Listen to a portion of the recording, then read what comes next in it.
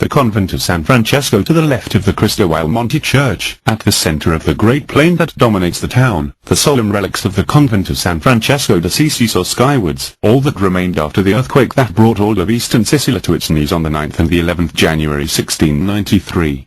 The convent was originally built in 1346 on the site that had been an estate of houses donated to the minor observant brethren by Queen Eleanor of Aragon, and a small, votive church of 1086, dedicated to St. George, which no longer existed at the time the monastery was built. For 3.5 centuries the convent complex, that was erroneously said to have been the transformation of a historic royal residence, was the seat of a fervid, austere monastic life.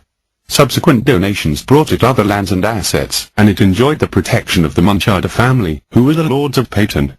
The monument's cracky and elementary wall finishes, the simplicity of the morphological composition, comprising 2 longitudinal and parallel wings, the church on the north side and the convent on the south side, connected by a transverse arm around the original garden, endow it with suggestive vividness, even in its derelict state.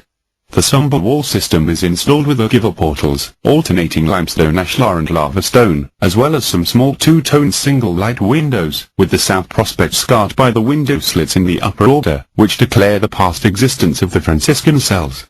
Of the entire convent complex, the church, of the same era, is the part that most successfully resisted the effects of the earthquake.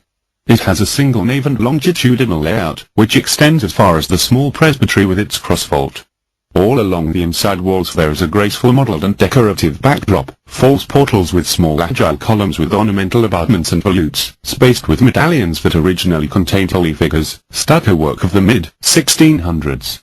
The entrance to the convent is a pointed arch portal, rebuilt in the early 20th century, installed in the southern part. This led into the vestibule, to the right of which opened the refectory and the kitchens and, on the left, the stores, stables and workshops, interconnected by robust arches set directly on the floor. The transverse arm, which connected the convent to the church, probably constituted the chapter hall and the diaconicum. The monks' cells were upstairs, but the layout cannot be ascertained due to the total collapse of the ceilings.